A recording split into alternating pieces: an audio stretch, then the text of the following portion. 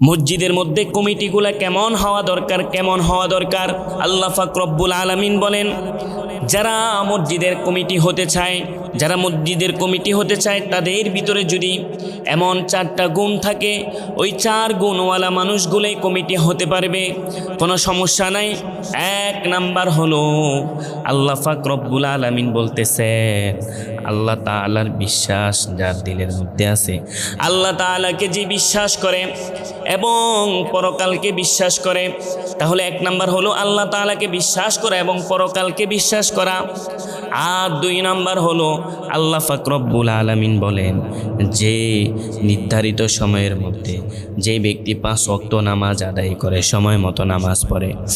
এরপরে 3য় নাম্বার হলো আল্লাহ পাক রব্বুল আলামিন বলেন, যার সম্পদ আছে, টাকা আছে, পয়সা আছে, সে যেন ওই সম্পদ থেকে আল্লাহর রাস্তায় যাকাত দেয়।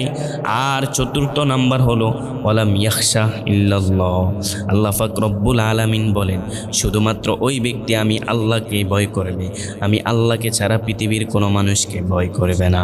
তাহলে সমাজের মধ্যে মুসল্লি ভাইয়েরা শুনে রাখেন, তাহলে কেমন কমিটি নিয়োগ দিবেন, কেমন কমিটি মসজিদের কমিটি বানাইবেন? ওই ব্যক্তির ভিতরে, ওই মানুষটার ভিতরে যদি তার মধ্যে যদি 4টা গুণ পাওয়া যায়। 1 নাম্বার গুণ হলো তিনি আল্লাহ তাআলাকে বিশ্বাস করবে এবং পরকালের প্রতি বিশ্বাস রাখবে। 2 নাম্বার হলো নামাজ সময় মতো আদায় করবে, 5 ওয়াক্ত নামাজ আদায় করবে। 3য় নাম্বার হলো সম্পদ আছে, সম্পদ থেকে যাকাত দিবে। 4র্থ নাম্বার হলো আল্লাহ তাআলাকে ভয় করবে। এবং আর কিছু বিষয় হলো কিছু সূরা তার জেনে রাখা উচিত এবং শরীয়র কিছু মাসালা জেনে রাখা উচিত। অন্ততপক্ষে নামাজগুলা সহি শুদ্ধ পড়ার জন্য সূরা ফাতিহা থেকে সূরা নাস পর্যন্ত লাস্টে যে 11টা সূরা আছে, এই সূরাগুলো সহি শুদ্ধভাবে শিখে নেওয়া উচিত।